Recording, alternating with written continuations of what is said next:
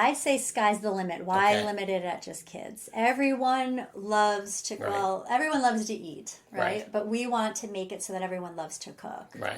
whatever the age.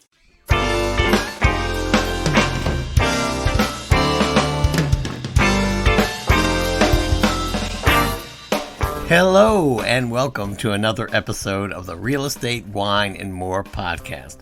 I'm your host, Howard Fletcher, and happy 2020, everybody. Yeah, it's been a little while. I'm happy to report that I've been away because I've been busy. I've been busy selling houses. Why don't I go downtown for a bucket of neck bones? Mac and cheese and a side of peas. I wanna go downtown for a bucket of neck bones. They're right next door to the Tasty Free. During that time, I changed brokers, and I'm very happily a part of the Caldwell Banker family in Potomac, Maryland. Come by our office at Park Potomac anytime if you want to visit me, and we can talk about buying or selling a house. The market's been very good here in the DMV, and I'm looking forward to having a big 2020. That said, I'm very happy to be back with you, and I'll be back to my normal output of weekly episodes, fingers crossed. Like last season, I'm going to be recording most of my episodes at the Bethesda Salt Cave. The Bethesda Salt Cave is a spa that's located in the heart of downtown Bethesda. It's right off Montgomery and Wisconsin Avenue. And it has a room that's lined wall to wall and ceiling to floor with imported Himalayan salt. And Himalayan salt is said to offer a number of health benefits. It's a wonderful space to relax in and a great place to have conversations with my guests. And I'm very grateful to Max Bachman and all the good people at the Bethesda Salt Cave who welcomed me down there and allowed me to use that fantastic setting to record my show. And that brings me to my latest guest. I met her at the Salt Cave on January 3rd. To somebody I hope to call a new friend, Anna Reeves. She's the owner and founder of Tiny Chefs. Max introduced me to Anna, actually just minutes before our interview. And I didn't know much about her business other than what it says on her website, which it says, shares the joy of cooking with kids. But, you know, what I did find out is that what Tiny Chef does is way more than that. And so I'm going to let Anna tell you all about that because I don't think I'll do it justice. So it's my pleasure right now to share with you my conversation with Anna Reeves, educator, entrepreneur, innovator, and the list can go on, but I'll just let her tell you herself. So enjoy.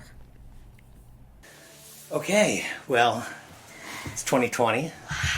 Yeah, it's kind of cool. It is. We are here again at the Bethesda Salt Cave. Thank you very much, Max Bachman, and everyone down here at the cave for letting me come in and record. You all take great care of me down here.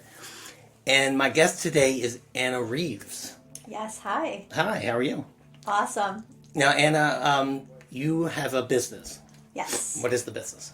So it's a cooking company for kids called Tiny Chefs. Mm-hmm. And so we offer mainly birthday parties, after school classes, and camps.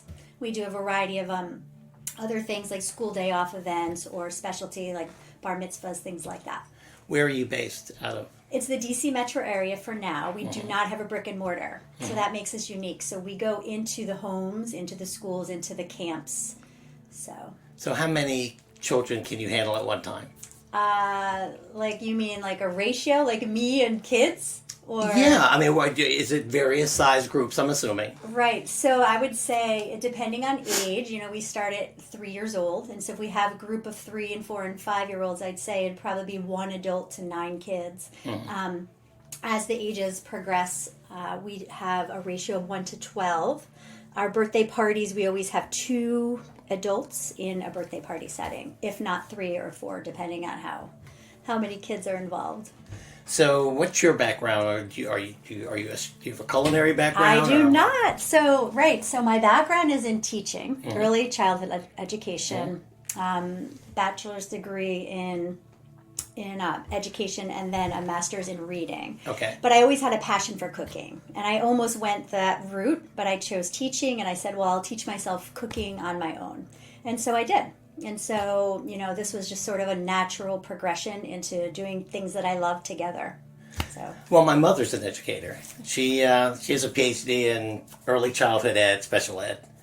So you can imagine how well I was raised. But I know from her and also from her colleagues that teachers are really good communicators if you're a good teacher. I sell houses now in my day job. And the occupation that transitions the best into real estate, I have found, has been teachers. Because they are very good at making connections with people and communicating things to people so that they understand them and they're receptive at doing it rather than pitching somebody or selling them, which people don't like to be sold to. Right, right. Now, if somebody were to hire you to teach a group of adults, is that outside of your realm? We've done that. I feel Okay. like we did that the later part of 2019. Yeah, Okay. we can do that too. We've been asked that millions of times. We even work with some high school kids and middle school kids. So I feel like Tiny Chefs needs to. We do have a teen chef. We have a teeny tiny chef, a tiny chef, and a teen chef. Okay. So I'd like to progress all the way up into the high school level. So that's a goal of mine. What was the first job that you had as Tiny Chefs? Oh, as Tiny Chefs, I'd say my after-school class. I worked for the school where I began Tiny Chefs. They actually put the class on, and so I ran the class for them. And then I parlayed that into at-home cooking sort of like events where the kids would host and I would come with all of the ingredients. And they were kids that I had already taught and I had a good rapport with their families. So it was an easy transition. And then it moved to birthday parties. And so we would show up at people's homes, which was sort of like, I had never heard of it being done. I can't say that I have either. It was a new concept in 2007 in this area. So, but then people talk and they said good things about us, and so it just sort of snowballed. So how often now, you say it's snowballed, how often are you booked? Well, I'd say probably about 200 to 300 parties a year. Wow. Yep. Didn't expect you to say that. Wow. But what's more impressive is the summer camps, because this area, camps are very prominent, and we have flourished in that realm of summer camps. So it's very, very fun. We have over, I'd say, so it was a one-man show, me doing everything, and then now we have, I'd say, over 100 employees that work for us seasonally. Take me through the types of things that you do for different age groups. For instance, if you're doing a birthday party, say 7-year-olds, 7 or 8-year-olds. Right. I would imagine that you're cooking different things with 7 and 8-year-olds than you might be with 13 and 14-year-olds. So to be honest, we create most of our recipes at a second grade level. And then we can sort of bring it down or kick it up, depending, right? Right. And so for the age group, I'd say 5 to 9, we have an entree and a dessert. So kids get to pick a variety of things. Maybe the big popular ones would be pizza and little cakes that they can decorate. We don't make the pizza crust from scratch, but we make the cakes from scratch with the kids there. If it were an older kids party, they would also add on an appetizer. So it's a 3-course meal within an hour and a half, 90-minute party. So when you moved it to the adults, what do you still keep it on a second grade level? You may have to for some folks. So, I mean, a lot of it is basically teaching a skill set. So if it's a soup or a pot pie, for the adults, they're going to make the crust. Yeah, For a 5-year-old, they're going to be, pre-made crust we'll bring, things like that. If it's a pot pie, again, the adults are cutting every single piece of produce, every single thing down into different ways to chop it. With the younger kids, we might cut the pepper into 4s and then have them go down. So we just sort of like tailor it to the age. Yeah. But we want to promote and enable the point that kids can do things, right? We don't want to ever say like, oh, we'll do that. You can watch us do that. Right. Right. I'm sure you're much younger than I. And when I was in school, or 3 to 13, there weren't as many nut allergies or food allergies as there are now. I once had a friend who worked at a daycare, and I went to pick her up from her job, and I was eating a Snickers bar. And she was aghast. She was like, "Get out of here," and I wasn't, I really wasn't prepared for that. Now, this was like about 12, 13 years ago. And I wasn't, I don't have children myself, so I wasn't as sensitive to the nut allergy thing, but my nieces and nephews, I have a nephew who has a tree nut allergy. And so how does that, I'm sure that must... It comes up. Right? So we subscribe to that we're not, we're a nut-free company. We won't even use products that have been processed in a factory that have nuts. So that sort of covers, a really big one. Where kids are really getting sick and it's fatal, right? But if we have a strawberry rhubarb that we're making, a tart or something, and then we find out that someone's allergic to strawberry, it's very easy to swap out a different fruit. So we honor that. We have kids that are vegetarian, kids that are kosher. We work with all kinds of degrees of, things that kids do not tolerate or families are steering away from. What is your favorite dish to make with the kids? I mean, back to the chicken pot pie, the stir fries, things that require lots of different layers, right? Maybe there's a sauce, maybe there's different things that kids can chop. I love when kids are able to do everything and have all the kids working on things at the same time, right? So like what we don't really want to do is just have 2 kids over here doing everything and then 8 kids watching, right? So things that we can have. Does that normally evolve? Because there's always like alpha dogs, that take over. So how do you manage that? I'm glad you said that. So one of the things that Tiny Chefs has been really focusing on since this past summer is mindset. And it's exactly for what you said, because in watching the kids, so I don't teach a lot right now, but if I go in and observe, or we have feedback from the other instructors that we have, you do see in a group of kids, there's always going to be 2 or 3 kids going, me, I want to do it. And then you've got the quieter kids just sort of waiting. Right. And I don't like to see kids waiting or kids too shy to speak up. And then, and our instructors do a very good job of circulating.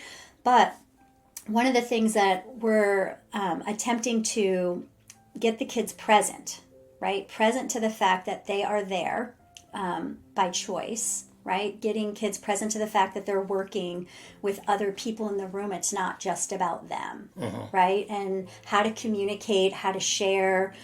And it's more than just like saying it real quick, like, oh, everybody share. It's more of like, let's just take a moment and like set our intention for this class, right? And we are all here to make this community meal. And in doing so, we even bring in, we incorporate breathing exercises too. Oh, wow. So if if we have time in the beginning, we like to do a quick 90-second breathing exercise. Sometimes like if we have kids for a summer camp and we've got them for 6 hours a day, we have ample time to do all kinds of breathing exercises in the morning, maybe a reset in the middle of the day, and then a culminating activity. And that really changes the dynamics of what's going on in the classroom. Yeah. You've given me a lot to think about. That's why I'm pausing. I'm dating myself by this. But the entertainment at my parties was like, Pin the tail on the donkey. Pin the tail on the donkey. I'm older than you. Or for somebody who comes in, it's like a clown, or a magician or something like that. Yeah. So while usually it's something to take the kid, to get the kids involved, and so the parents or the adults can just have a break and they can take care of the kids. It sounds like when you hire Tiny Chefs that you're getting a learning experience. You're getting, you're coming in and teaching these kids, and so what kind of feedback have you gotten from the parents of the children that you've spend this time with? I would imagine that they come out rather enriched, rather than just, wow, I saw someone take a rabbit out of a hat. Right. It's definitely more of an interactive type of birthday party, an interactive cooking class. The parents, so we are a turnkey program. So when we bring our program to your house for a birthday party, the parents, the idea is for them to not have to do anything. So we come in, we set up, we clean up, we take care of the entire party. That's very rewarding to a lot of people.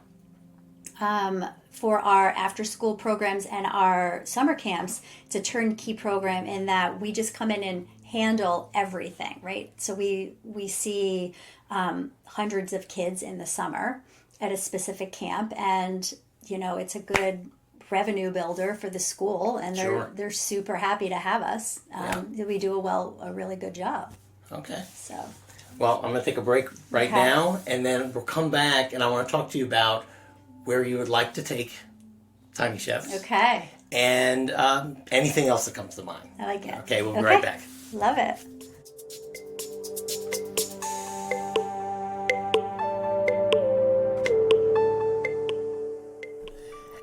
During one of our recording breaks, Anna and I had a conversation about real estate investment.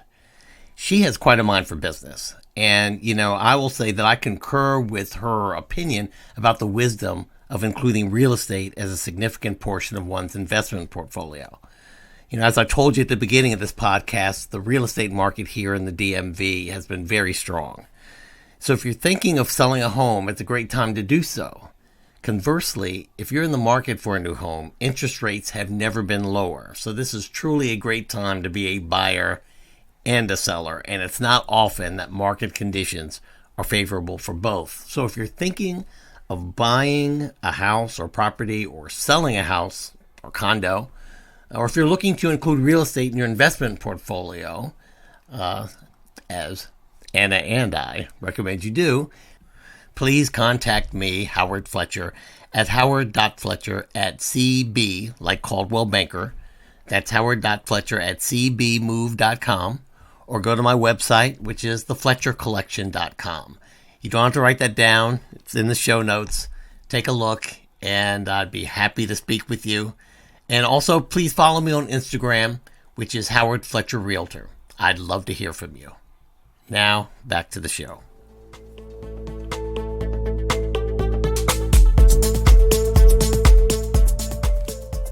Okay, wow, we're back with Anna Reeves.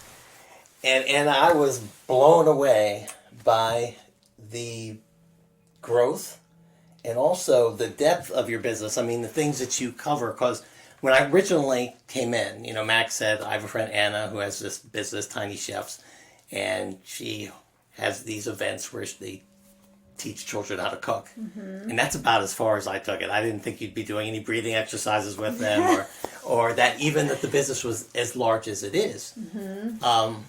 But it really does sound like it's a great plan. I mean, I'm really impressed. Thank you. So tell me, where do you go from here? What are your plans for Tiny Chefs? Right. So for years we had contemplated taking it to the franchise level. Mm-hmm. And I think it's time. Yeah. So we started working with a consulting firm a couple of months ago, and the FDD will be ready in January. So I see us going nationwide. I see us looking for a particular type of not exclusively women, but someone such as myself, mm-hmm. someone who maybe had a teaching background, mm-hmm. Definitely needs to love kids, like have a passion for kids, being able to connect. And like you said at the beginning, being able to really speak to kids, mm-hmm. Because they are in turn going to be hiring their instructors, and they need to be able to have an eye for the right type of person who can do this job. So what type of people do you have working for you right now? Right. So, basically people who love kids and who love cooking. Mm-hmm. And you don't necessarily need to have a background in either, but you need to have a passion for it because mm-hmm. it comes out when you're with the kids. Are they part-timers or full-timers, or how do they usually work? So I have a team. I have one right-hand girl named Katie. She's our director. She is our full-time employee. And then outside of that, we have an admin team that all do different things for Tiny Chefs at a part-time level. And then all of our instructors are part-time. They may work only for summer, or they may work only birthday parties, or they could be teaching all week long and then they want a side gig on the weekend and they're doing birthday parties and then summer. And then we have our teachers who work Monday through Friday, who have that special availability, after school. So, and they are typically women who have raised their families, and then maybe they're working in the morning, they're preschool teachers, and then they're coming to us in the afternoon or something like that. So.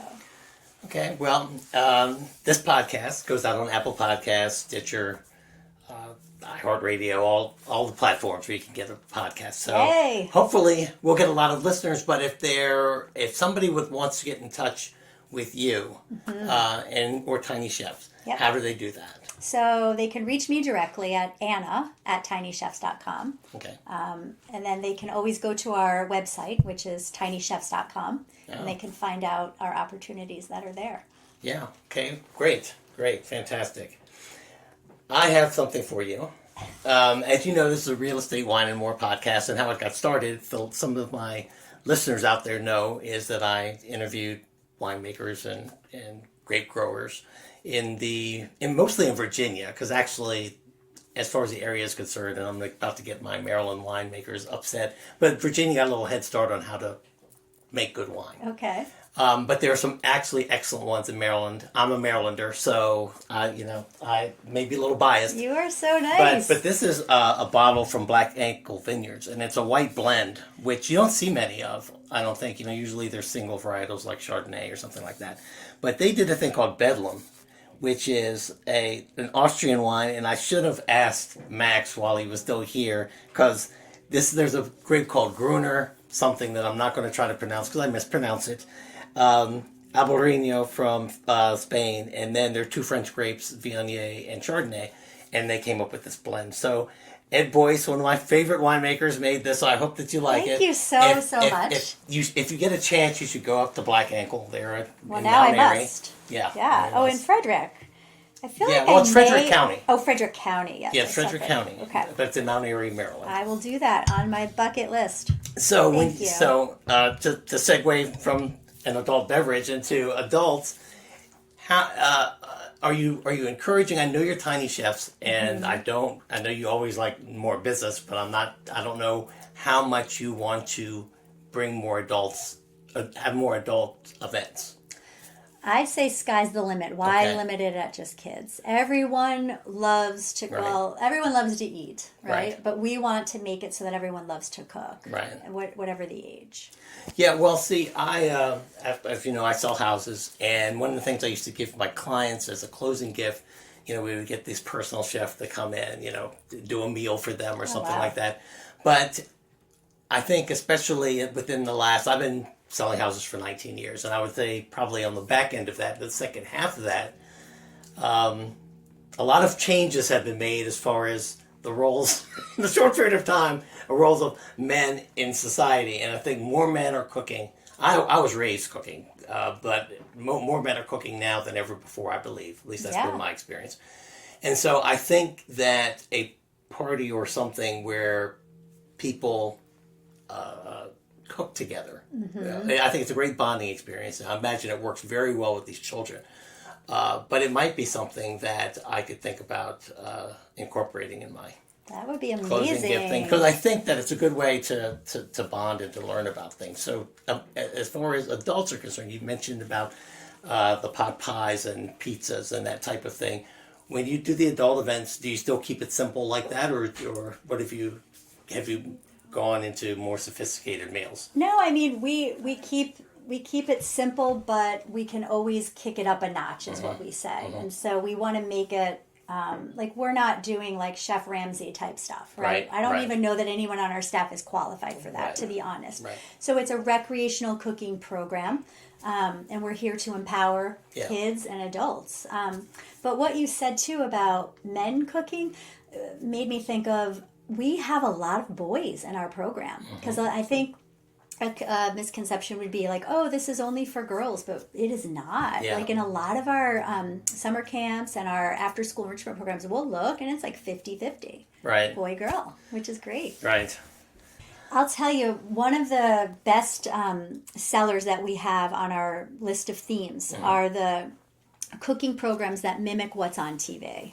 And both boys and girls, especially in the teen age, love to do the competition type things. Oh, so you do the British baking show? Well, we do more like, more like the Chopped, things like that, or the Cupcake Wars. That just seems to never die. Like we just keep doing cupcake after cupcake, and kids just love it. So who votes on the finished product? So if it's a birthday party, it would be the parents, Okay. right? Or if it's in a classroom setting or a camp, it would be the instructors. Or sometimes we have the kids even vote, but the kids really get into that type of thing.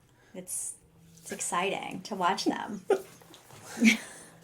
Where I am now and is way different than how I started when I started Tiny Chefs. And I was, in my mind and in everything that I did, it was teaching only. And then now I've evolved into this entrepreneur who has learned all these different facets of running a business. So that is part of why I'm so passionate about starting this franchise, is to, inspire other women to do the same, and maybe take them to a place that they never thought was possible for themselves. Okay.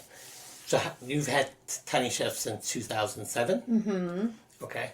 If you could go back in time and talk to Anna Reeves of 2007, what advice would you give her? What would you say? What would you say to her that she didn't know that would help her out? I love this question.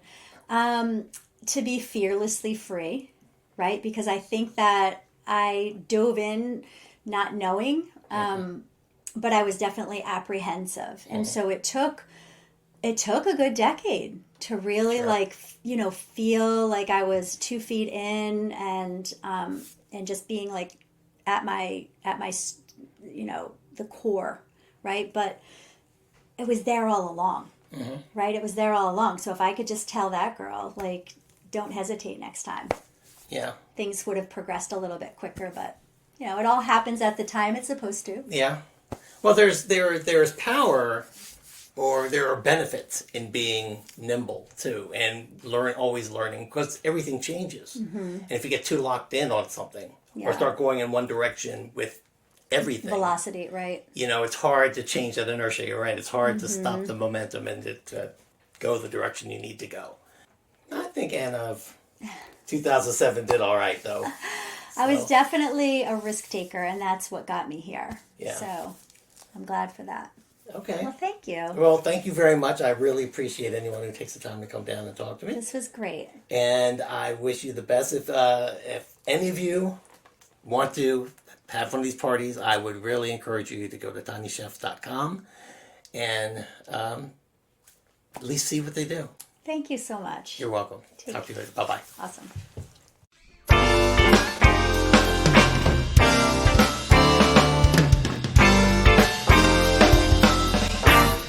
So that's show number 1 for 2020 in the books. I'd like to thank my guest, Anna Reeves of Tiny Chefs, for coming down to the cave and spending a little time with me. That was a fun one. And remember, if you want to contact Anna, you can email her at anna@tinychefs.com or go to her website, tinychefs.com, and there'll be a link in the show notes where you can find that.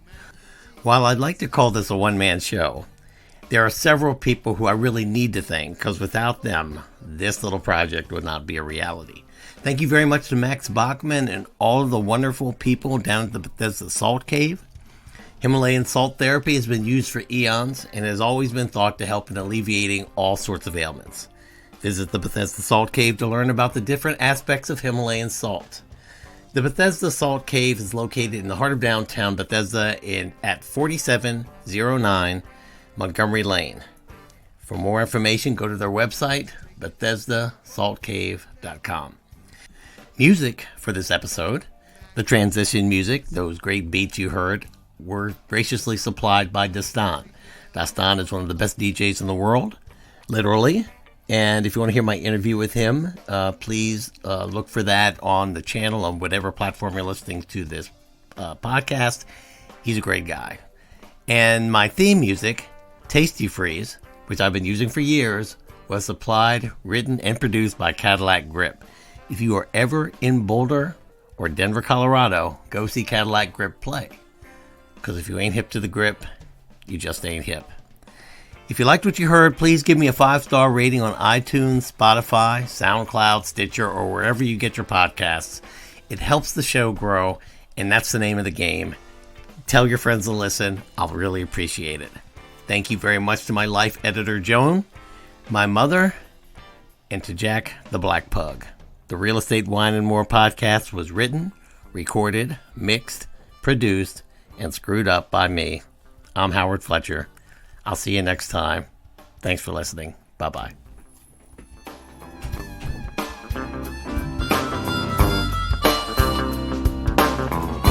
You know I like to party, y'all.